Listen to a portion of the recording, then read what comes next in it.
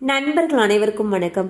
இன்னைக்கு நம்ம அந்த வீடியோல நாளை நடக்க இருக்கும் சந்திர கிரகணமானது எத்தனை மணிக்கு தெரியும், வெறும் கண்களால் இந்த கிரகணத்தை பார்க்கலாமா, கிரகணத்தன்று என்னென்ன செய்யலாம் என்னென்ன செய்யக்கூடாது, மேலும் இந்த கிரகணமானது எந்தெந்த ராசிக்காரர்களுக்கு நற்பயன்களை உண்டாக்கும் போன்ற விஷயங்கள் பத்தி தெளிவா இப்ப நம்ம பார்க்க போறோம்.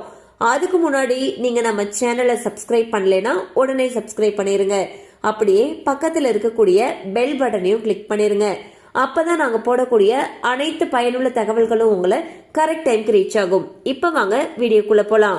2026 ஆண்டோட முதல் சூரிய கிரகணம் தற்பொழுதுதான் முடிஞ்சிச்சு.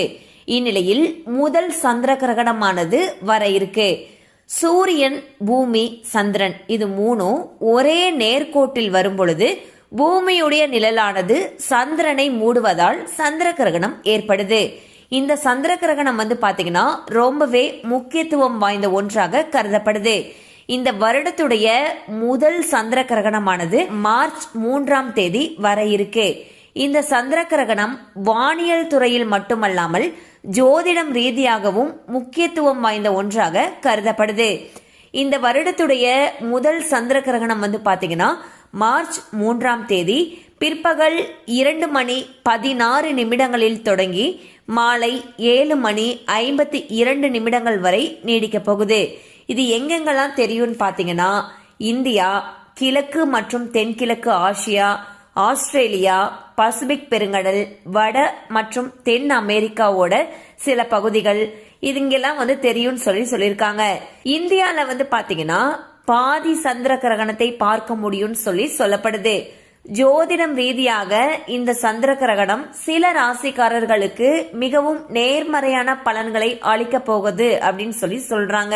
சோ அது என்னென்ன ராசிகள் அப்படிங்கறத இப்ப நம்ம பாத்திரலாம். 3 ராசிகள் குறிப்பிடப்பட்டிருக்கு. அதுல முதலாவதாக ரிஷபராசி. ரிஷபராசிக்காரர்களுக்கு பாத்தீங்கன்னா இந்த கிரகண காலகட்டத்துல பல நன்மைகளை அடைவார்கள் என்று நம்பப்படுது.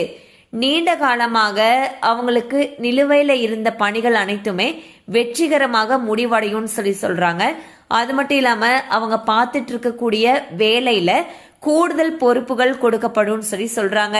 சோ மொத்தத்துல வேலை மற்றும் பதவியில மாற்றம் ஏற்படுவதற்கான வாய்ப்புகள் மிக அருமையாக இருக்குன்னு சொல்லப்படுது. அடுத்ததாக சிம்மராசி. சிம்மராசிக்காரர்களுக்கு இந்த கிரகண காலம் தொழில் ரீதியாக சாதகமான பலன்களை அளிக்கும் அப்படின்ட்டு நம்பப்படுது. இந்த காலகட்டத்துல அவர்களுடைய தொழில், சமூக அந்தஸ்து, அதிகாரம், புகழ், வாழ்க்கை தரம் இது எல்லாமே உயரும் சொல்றாங்க. அடுத்ததாக தனுசு ராசி. தனுசு ராசிக்காரர்கள் சந்திர கிரகணத்தின் பொழுது பல்வேறு நன்மைகள் அடைய போகிறார்கள் சொல்லப்படுது. இந்த காலகட்டத்துல தனுசு ராசிக்காரர்களுக்கு நிதி ரீதியாக பல நன்மைகள் கிடைக்கும்னு சொல்லப்படுது. அது மட்டும் இல்லாம அவங்க வேலை செய்யக்கூடிய இடத்துல இருக்கக்கூடிய உயர் அதிகாரிகளுடனான உறவுகள் கணிசமாக மேம்படும் சொல்லியிருக்காங்க. அது மட்டும் இல்லாம தனுசு ராசிக்காரர்களுடைய வாழ்க்கை ரொம்பவே மகிழ்ச்சி நிறைந்த ஒன்றாக இருக்கும். குடும்பத்துடன் தரமான நேரத்தை செலவிடலாம்னு சொல்லப்படுது. அடுத்து இந்த கிரகணத்தின் பொழுது என்னென்ன செய்யக்கூடாது அப்படிங்கறத இப்ப நம்ம பார்த்திடலாம்.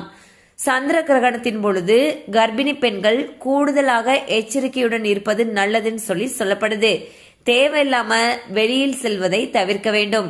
கர்ப்பிணி பெண்கள், குழந்தைகள், முதியவர்கள் இவங்க எல்லாருமே கிரகணம் தொடங்குறதுக்கு முன்பே முடிந்தவரை தங்களுடைய உணவுகளை முடித்துக் கொள்வது நல்லதுன்னு சொல்றாங்க. அது மட்டும் இல்லாம நம்ம சமைத்து வைத்த உணவுகள்ல தர்பை புல் மற்றும் துளசியை போட்டு வைப்பது நல்லதுன்னு சொல்றாங்க. இது அனைத்துமே சாஸ்திரங்கள் மற்றும் மத நம்பிக்கைகள் அடிப்படையில் மட்டுமே கூறப்பட்டுள்ளது.